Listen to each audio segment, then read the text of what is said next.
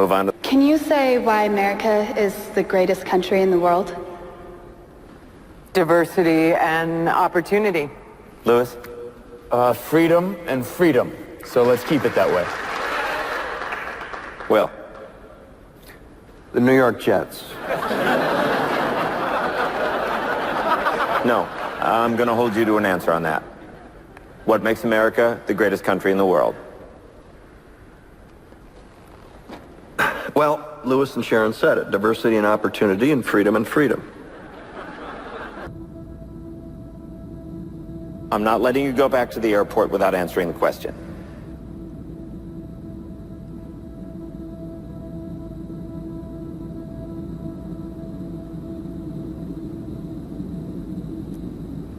Well, our Constitution is a masterpiece. James Madison was a genius. The Declaration of Independence is, for me, the single greatest piece of American writing. You don't look satisfied. One's a set of laws and the other's a declaration of war. I want a human moment from you. What about the people? Why is America Not the greatest country in the world, Professor. That's my answer. You're saying... Yes. Let's talk about... Fine. Sharon, the NEA is a loser. Yeah, it accounts for a penny out of her paycheck, but he gets to hit you with it anytime he wants. It doesn't cost money. It costs votes. It costs airtime and column inches. You know why people don't like liberals? Because they lose. If liberals are so fucking smart, how come they lose so goddamn always? Hey, and with a straight face, you're going to tell students that America is so star-spangled awesome that we're the only ones in the world who have freedom? Canada has freedom. Japan has freedom.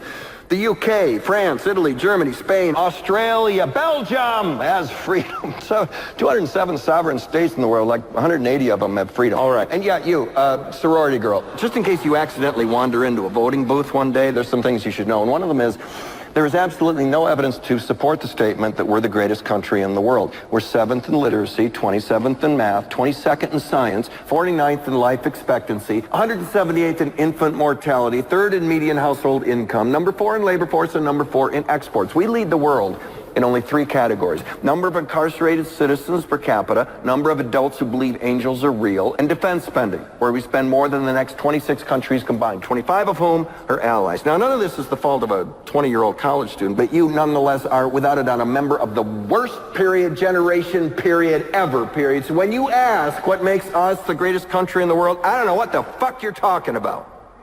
Yosemite?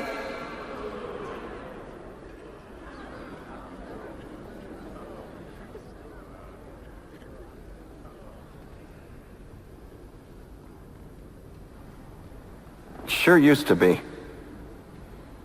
We stood up for what was right. We fought for moral reasons. We passed laws, struck down laws for moral reasons. We waged wars on poverty, not poor people. We sacrificed. We cared about our neighbors. We put our money where our mouths were, and we never beat our chest. We built great big things, made ungodly technological advances, explored the universe, cured diseases, and we cultivated the world's greatest artists and the world's greatest economy. We reached for the stars, acted like men. We aspired to intelligence. We didn't belittle it. It didn't make us feel inferior. We didn't identify ourselves by who we voted for in the last election, and we didn't scare so easy.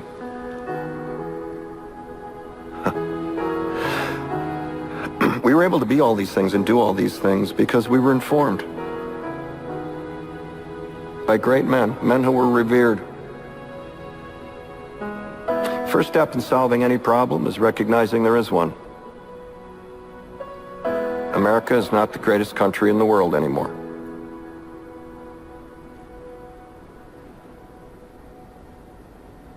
Enough?